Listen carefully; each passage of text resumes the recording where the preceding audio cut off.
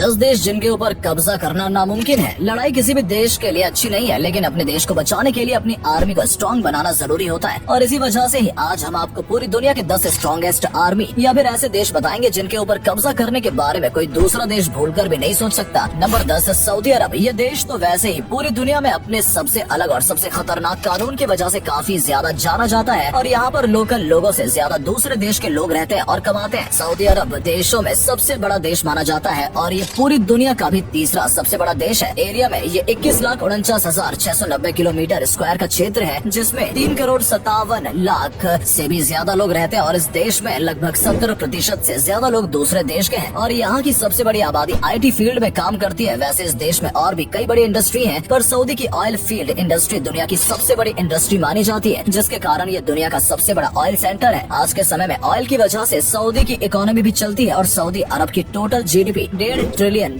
की है, जिसके कारण ये दुनिया में 18वां सबसे बड़ा इकोनॉमी वाला देश कहलाता है, जो कि अपनी टोटल GDP का 7.98% अपनी मिलिट्री पर खर्च करता है। इसका मतलब सऊदी अपनी मिलिट्री पर खर्च करने में दुनिया में 9वें नंबर पर आता है। हालांकि सऊदी में मात्र 2,27,000 सक्रिय सेना है, इसके बावजूद ये दुनिया का 10वां सबसे पावरफुल कंट्री है। नंबर 9, तुर्की। ये दुनिया का 6ठा सबसे बड़ा पर्यटक स्थल है। साथ ही तुर्की खूबसूरत देशों में से एक भी माना जाता है। तुर्की पूरे विश्व भर का एक ऐसा देश है जिसका कुछ भाग यूरोप और कुछ एशिया में आता है, जिस वजह से इस देश को यूरेशिया के नाम से भी जाना जाता है। 7,83,562 किलोमीटर स्क्वायर फीट क्षेत्र में फैले हुए इस देश की आबादी लगभग 8,55,00,000 लोगों से भी ज्यादा है। इस देश की GDP $853 बिलियन की है और ये देश अपनी मिलिट्री पर अपनी टोटल GDP का काफी बड़ा हिस्सा खर्च करता है। वैसे तो तुर्की सैन्य ताकत में पूरी दुनिया में 8वें नंबर पर आता है और नाटो में अमेरिका के बाद तुर्की की सेना आती है। ये नाटो में दूसरे नंबर पर सबसे ज्यादा संख्या में और तादाद में बड़ा है, जिस वजह से ये दुनिया का 9वां सबसे शक्तिशाली देश कहलाता है। Number 9, Germany. 3,57,000 किलोमीटर स्क्वायर के क्षेत्र में फैले हुए इस देश की आबादी यूरोपियन देशों में दूसरे नंबर पर आती है, यानी 8,42,00,000 से भी ज्यादा लोग जर्मनी में रहते हैं। इस देश की अर्थव्यवस्था दुनिया की सबसे बड़ी अर्थव्यवस्थाओं में से एक है और तो और जर्मनी अपनी मैन्युफैक्चरिंग पर बहुत ज्यादा ध्यान देता है और दुनिया में इसे मैन्युफैक्चरिंग हब के नाम से भी जाना जाता है, जिसकी वजह से विश्व भर में जर्मनी का बहुत बड़ा प्रभाव है। इस देश की सबसे खास बात यह है कि यहाँ की सड़कों पर नो स्पीड लिमिट रहता है, मतलब आप जितना ज्यादा हाई स्पीड में गाड़ी चलाना चाहते हैं उतना ज्यादा चला सकते हैं। वैसे जर्मनी की मिलिट्री पावर की बात करें तो जर्मनी की मिलिट्री यूरोपीय देशों में दूसरे नंबर पर आती है। मतलब जर्मनी के पास 1,83,707 सक्रिय सेना और 30,050 रिजर्व सैनिक हैं। जर्मनी की सरकार अपनी मिलिट्री पर अपनी टोटल GDP का 4% खर्च करती है। Number 7, France. फ्रांस एक ऐसा देश है जहाँ मानव जीवन के सबसे पुराने निशान मौजूद हैं। आज भी यानी मिलियन वर्ष पहले के निशान आज भी फ्रांस में मौजूद है। इस देश की सबसे खास बात यह है कि दुनिया में सबसे ज्यादा साहित्य नोबेल पुरस्कार फ्रांस के राइटर्स द्वारा ही जीता जाता है। फ्रांस बड़ा देश है जो कि 6,13,801 किलोमीटर स्क्वायर के क्षेत्र में फैला हुआ है और इस देश में 6,74,00,000 से भी ज्यादा लोग रहते हैं। इतना ही नहीं, फ्रांस के पास दुनिया की 6ठी सबसे शक्तिशाली सेना है, क्योंकि फ्रांस में 2,08,700 सक्रिय सैनिक हैं, जिसमें से 35,000 सैनिक रिजर्व पर हैं। और तो और फ्रांस की GDP की बात करें तो फ्रांस की GDP $3.06 ट्रिलियन की है, जो कि दुनिया में 7वें नंबर पर आती है और फ्रांस अपने GDP का 2.7% अपनी मिलिट्री पर खर्च करता है। वैसे फ्रांस में machinery, chemical, automobile, aircraft, textile जैसे व्यापार इस देश की इकोनॉमी मानी जाती है और फ्रांस के पास 280 से ज्यादा न्यूक्लियर बॉम्ब है। Number 6, south Korea. वैसे तो साउथ कोरिया एक छोटा देश है, लेकिन ये काफी विकसित देश है। साथ ही साथ साउथ कोरिया का नाम एशिया के सबसे अमीर देशों में भी आता है, जो कि लगभग 1,03,63 किलोमीटर स्क्वायर के क्षेत्र में फैला हुआ है और साउथ कोरिया के इतनी छोटी सी एरिया में 5.17 करोड़ लोग से भी ज्यादा रहते हैं। और आपको जानकर हैरानी होगी कि 92% लोग इंटरनेट का यूज करते हैं, जिससे आप अंदाजा लगा सकते हैं कि ये देश कितना डेवलप होगा। हालांकि इस देश का पावरफुल बनना इतना आसान नहीं था, क्योंकि ये देश जापान और चाइना के बीच में बसा हुआ है। लेकिन साउथ कोरिया की खास बात ये है कि इसके पास दुनिया की 6ठी सबसे बड़ी एयरफोर्स है। वहीं अगर साउथ कोरिया की GDP की बात करें तो साउथ कोरिया की GDP $1.80 ट्रिलियन की है, जो कि दुनिया में 10वें नंबर पर आती है और यह देश अपनी GDP का 2.8% अपनी मिलिट्री पर खर्च करता है।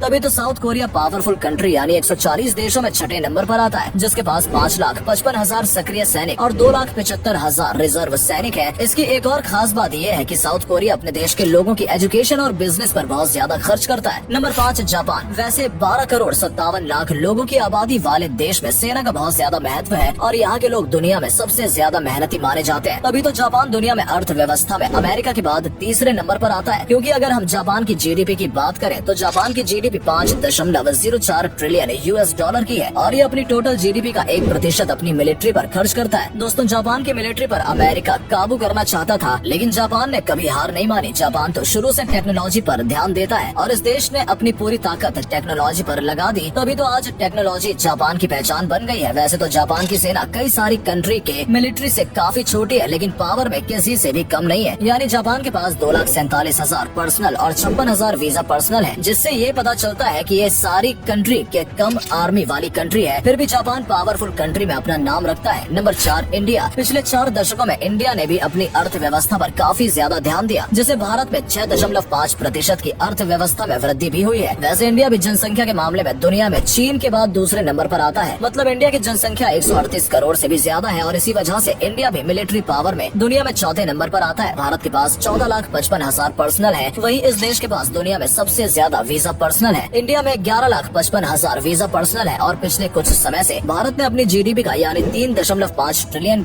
में से 2.88% आर्मी में खर्च करता है। Number 3, China. अभी ये अमेरिका का सबसे ज्यादा कंपटीशन दे रहा है और चीन अभी अमेरिका का सबसे बड़ा कॉम्पिटिटर बन गया है। चीन की GDP देखी जाए तो वो $18 ट्रिलियन की है और इसमें से ये 1.3% जितने रुपए अपनी आर्मी में डालता है, जिस वजह से इसकी आर्मी सबसे स्ट्रॉन्ग आर्मी में से एक है और कोई भी देश इनसे लड़ने से पहले 1000 बार सोचता है। और देखा जाए तो इस वक्त पूरी दुनिया में चाइना का सबसे ज्यादा खौफ है। Number 2, Russia. रशिया देश की GDP फिलहाल $2.11 ट्रिलियन की है। अभी रशिया और यूक्रेन के बीच चल रही लड़ाई की वजह से इसकी GDP को काफी ज्यादा नुकसान पड़ा है, क्योंकि उनके ऊपर काफी अलग अलग सेक्शंस लगाए गए, लेकिन फिर भी इनकी GDP अभी भी इतनी मजबूत है। और लड़ाई से आपको पता तो चल ही गया होगा कि रशिया आखिर कितना ज्यादा ताकतवर है। उसने यूक्रेन के कई हिस्सों पर कब्जा पा लिया है और इतने सारे सेक्शंस लगाने के बाद भी रशिया का उतना फर्क नहीं पड़ा था। हाँ, वहाँ पर रहने वाले लोगों की जिंदगी काफी मुश्किल हो गई थी, लेकिन इकोनॉमिक सेक्टर में देखा जाए तो जाहिर सी बात है लड़ाई से नुकसान होता ही है, लेकिन फिर भी रशिया ने काफी अच्छा मुंह तोड़ जवाब दिया है और शायद ही अगली बार कोई रशिया से लड़ने की कोशिश करेगा। Number 1, America. अमेरिका की GDP 20 ट्रिलियन से भी ज्यादा है और उसमें से भी ये 3.3% जितना GDP बस अपनी आर्मी पर खर्च करता है और इसलिए अमेरिका की आर्मी सबसे ज्यादा खतरनाक मानी जाती है। US को रशिया की आर्मी की टक्कर दे सकती है और अभी तो चाइना भी इसका कंपटीशन बन चुका है, इसलिए अभी इस सारे देशों के बीच काफी ज्यादा तनाव है। इस लिस्ट में जितने भी देश शामिल किए गए हैं, भले ही उनकी आर्मी शक्तिशाली है, लेकिन उनके बीच कंपटीशन नहीं है। पर इंडिया, रशिया, चीन और अमेरिका ऐसे देश हैं जो एक दूसरे के दोस्त या दुश्मन बने हुए हैं।